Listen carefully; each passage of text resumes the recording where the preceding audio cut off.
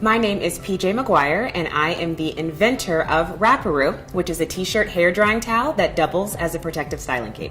So Wrapperoo is both a business as well as a product, and really what it is, it's about providing women, some men, as well as professionals with a tool to get rid of the mess and stress of our hair and beauty routines by giving something that will be multi-purpose. It'll dry hair once it's wet, but also being a two-sided cape, it's able to handle all the drips, the spills, the serums, the sprays, as well as makeup and all the dry mess as well.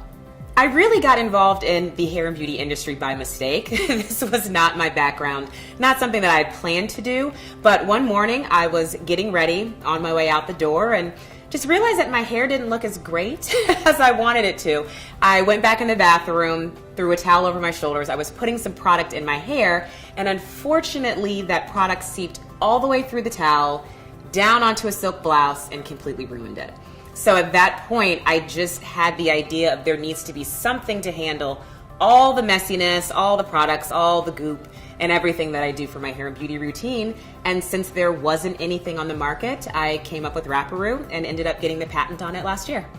I would say the biggest challenge I've experienced as the inventor of Wrapperoo has been on the manufacturing side. I have unfortunately had 2 manufacturers go out of business in the process of getting ready for different large wholesale orders.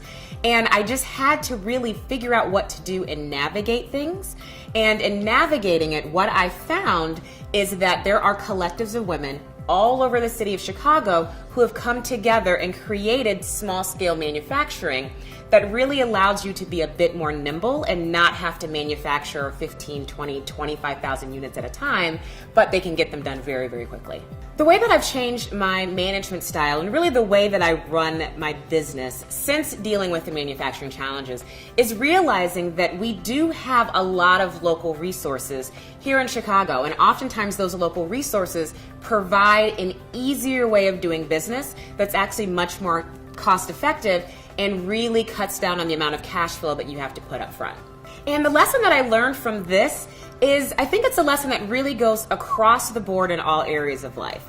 And that lesson is to look for the actual lesson in everything that you go through. This was a nightmare situation. The manufacturer went out of business right before I needed a multiple thousand unit order for a large wholesale client.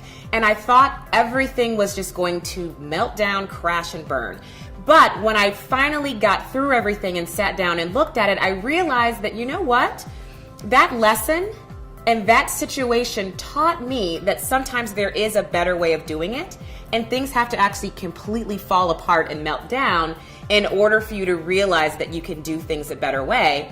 And by learning that lesson and really digging deep and looking at the situation and what I could have done differently, what I realized is that in that lesson, it provided me with everything I needed to move into the next phase of my journey and really take my business to the next level. The best business advice that I have ever been given was my first job out of college. I worked for Pfizer Pharmaceuticals, selling Viagra, among other very, very interesting products.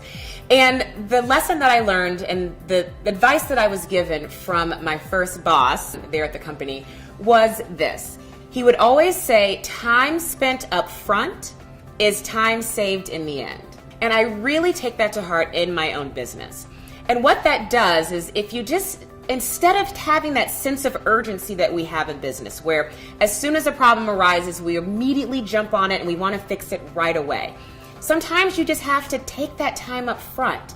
Think about it, plan, come up with a really good strategy so that you mitigate any possible damages, any mistakes in the long term by just slowing down a little bit and thinking before you speed all the way up. So in terms of challenges that I am expecting to face in the next few years, I really think it's going to be something in supply chain, really with distribution and fulfillment. There are so many changes happening right now in the industry as a whole. If you look at the way Amazon is doing business, if you look at the way a lot of other fulfillment and distribution companies that are changing the traditional methods of getting your product out there to customers. So I think for small businesses like myself, we really have to be prepared and ready for these changes before they actually happen so that we're able able to cost effectively get our product out there to consumers, out there to our wholesale clients without causing too much disruption inside of our businesses.